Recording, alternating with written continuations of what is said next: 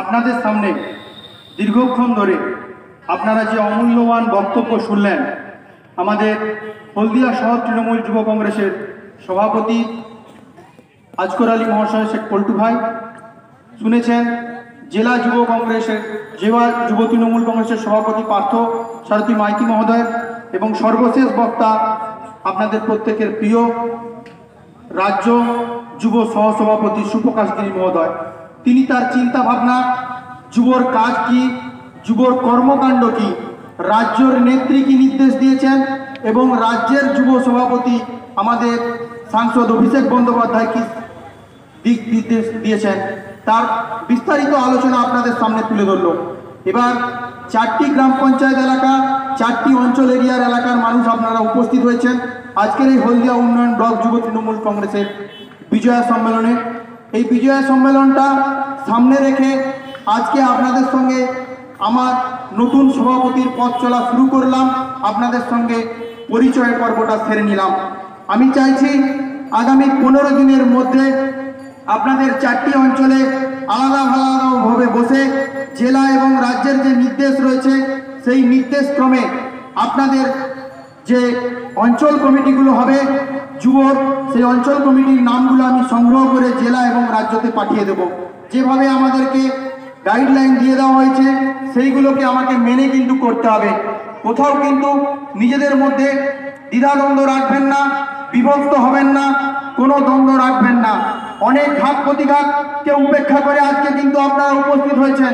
আমি জানি আজকে সেই বিপদগামী সংগঠনরা তারা কিন্তু আপনাদেরকে প্রত্যেকটা অঞ্চলে বাধা দেওয়ার চেষ্টা করেছে। আমাদের এই হলদিয়া উন্নয়ন ব্লকটা এমন একটা জায়গাতে অবস্থিত, আপনারা প্রত্যেকেই জানেন, ঠিক শহরের শেষ আর গ্রামের শুরু, সেই বর্ডারে আমরা থাকি। আমরা শহরও নয়, আমরা গ্রামও নয়, আমরা ঠিক মধ্যপন্থায় পড়ে আছি।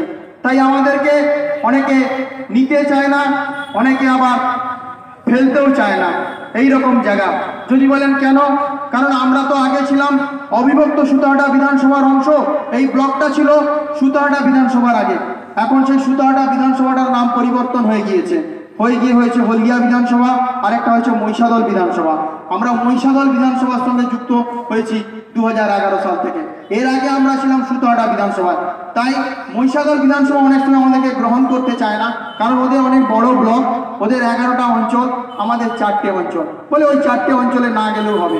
তাই জন্য বিভিন্ন সোশ্যাল মিডিয়া এবং চারিদিকে বলে যে আমাদের বিধায়ক সাহেব নাকি আমাদের এলাকায় আসে না। আমি বলবো, যেসব বন্ধুরা বলেন আমাদের বিধায়ক সাহেব আসে না, আমি তাদেরকে দয়া করে বলতে চাই, বিধায়ক সাহেবের বয়সটা 70 বছর।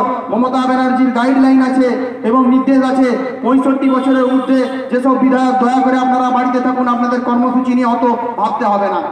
আরেকটা কথা বলতে চাই, বিধায়ক সাহেব আসতে চান, বিধায়ক সাহেব সবসময় আসতে চায়, তার প্রত্যেকটা এলাকাতে তিনি পৌঁছতে চান, কিন্তু যে বা যারা আমরা দায়িত্ব নিয়ে দলটা করি, আমরা যদি মঞ্চটা না বাঁধি, আমরা যদি আহ্বান না করি, বিধায়ক সাহেব এসে কোনখানে দাঁড়াবে, কোনখানে বক্তব্য রাখবে সেটা বুঝতে হবে। বাংলার নেত্রী মমতা ব্যানার্জি বিধায়ককে সম্মান দেওয়ার জন্য বিধায়ক করেছিল। তিনি কিন্তু রাজনীতির লোক নয়, তিনি বিধায়ক হিসেবে নির্বাচিত হয়েছিলেন। ভারতবর্ষ নয়, তিনি এশিয়ার শ্রেষ্ঠ চিকিৎসক, তিনি গাইনোলজিস্ট, তাকে বিধায়ক করা হয়েছিল। তিনি হতে চাননি, কারণ মমতা ব্যানার্জি চেয়েছিল বাংলার প্রত্যেকটা কৃষ্টি, প্রত্যেকটা সংস্কৃতি যেন তার মন্ত্রিসভার অংশ থাকে। তাই জন্য তেনাকে তুলে এনেছিল।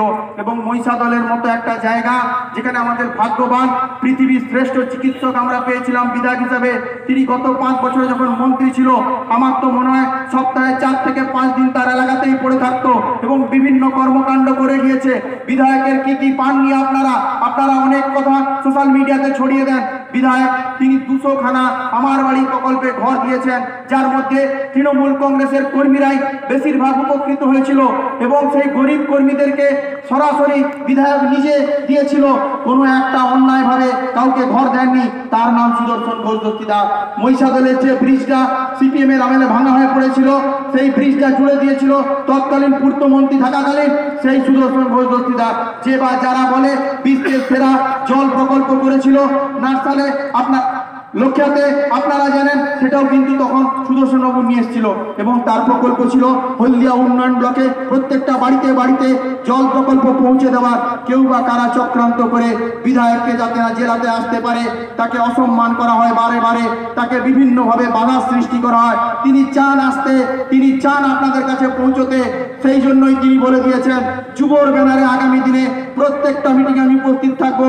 আজকে হোয়াটসঅ্যাপ গ্রুপে প্রত্যেকটা জায়গাতে বিধায়ক সাহেব মেসেজ পাঠিয়েছেন। যারা যারা হোয়াটসঅ্যাপের গ্রুপগুলোতে রয়েছে জানেন তিনি কিন্তু কোনোদিন মেসেজ পাঠায়নি, তিনি আজকে নিজে টাইপ করে লিখে পাঠিয়েছেন। এই যুব সমাবেশে তার আসার অনেক ইচ্ছা ছিল, তিনি বলেছিলেন আমাকে ভিডিও কনফারেন্স করতে, তিনি ভিডিও কনফারেন্সের মাধ্যমে আপনাদের সঙ্গে কথা বলবেন। তিনি অনেক দুঃখ পেয়েছে।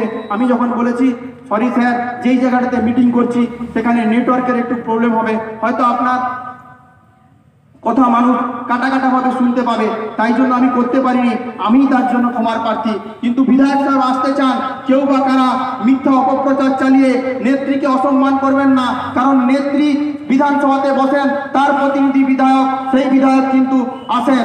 আগামী দিনে যাকে আবার এখানে প্রার্থী করবেন আমরা কিন্তু নিশ্চিতভাবে রাখতে পারি মহিষাদল বিধানসভা হলদিয়া উন্নয়ন ব্লক সেই নেত্রীর প্রতীককেই ভোট দেবে। আপনারা দেবেন তো, না কি বলেন? হলদিয়া যুব কংগ্রেসের কর্মী যারা উপস্থিত আছেন দেবেন তো? সবাই হাত তুলে বলুন। ঠিক আছে, এটাই আপনাদের কাছে চাই। আবার সবাইকে সম্মান, সালাম, শুভেচ্ছা, প্রণাম, শ্রদ্ধা জানিয়ে আজকের সভার কাজ এখানে সমাপ্তি ঘোষণা করছি। আপনারা ধীরে ধীরে যাবেন।